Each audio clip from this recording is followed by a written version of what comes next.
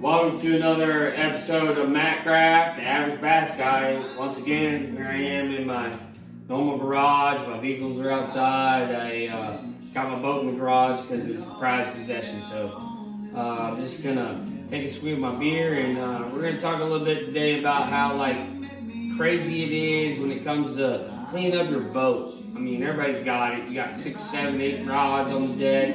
You gotta put them away. You got plastics on your boat or crankbaits hanging off your side of your boat. So I'm gonna go on a little bit of what I do. Sometimes you gotta kind of take a step back. So I'm gonna go ahead and get up here and kind of show you how it goes up here. So first things first, I just want to give a shout out to my wife.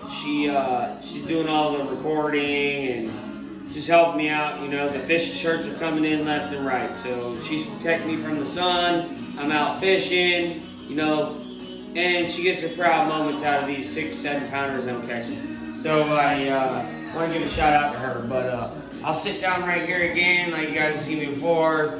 Matt Craft, just an average bass guy. I got lures all over the boat. I mean, they're hanging on my little caddies I have. They're, my storage is just a wreck. I mean, I got plastics everywhere, I got crankbaits everywhere. So I'm just gonna talk a little bit about how important it is to kind of take that step back. You got some bad weather moving in, cold front, warm front, tornadic weather, obviously down here in the south. So I'm just gonna say, sometimes it takes that day or two of recuperation. So just the rods I keep on the boat up here, they kind of just hang out here. I'm just gonna unhook them and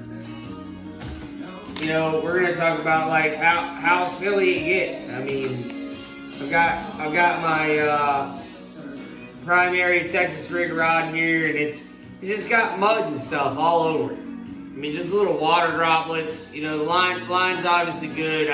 I spend my time re-spooling, on about a pretty quick basis. Line is important. I mean, I have a whole box full of lines that I use, but you just gotta clean them up. So we're just gonna take them off. I mean, this is a Lew's Mach 1, a heavy action rod here, and it's just got mud on it. It's a white rod, but we need to clean it up, make sure everything's working right before we head out the next day.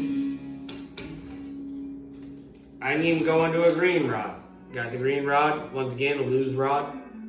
Lew's fishing, it's great setups. So we need to clean them up. It sounds simple, but your line's running through your eyelets and they got a little bit of dirt or something crazy like that in there. I'm throwing 8-pound test line on this spinning combo here, this Lew's, and it's a matter of just a little particle of dirt breaking the line off. We don't need that. We need them 9 and 10 pounders that nobody's catching. So,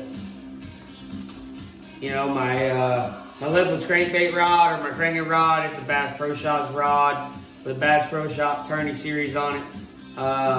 Needs to be cleaned up. Just little water particles that get on there.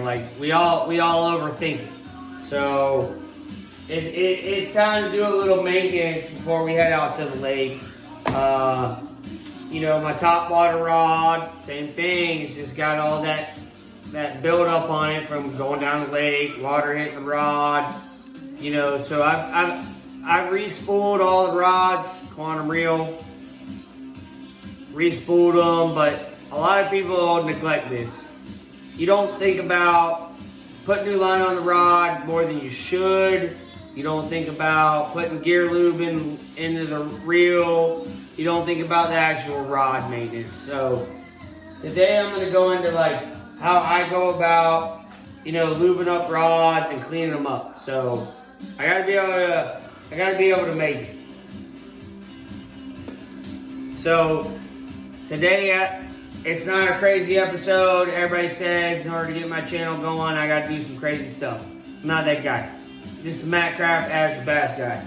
So it's as simple as just taking a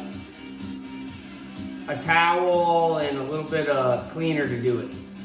So it's gonna take me a minute, but I'm getting all my materials together and then we'll go back into the video. But it's about 6 or 7 things you need to make this work right. So until next time, you know, which is in about 10 minutes once I get all my materials together. If you like this video, go ahead and like it and subscribe. It's going to work out great for you. Matt Craft, the Average Bass Guy.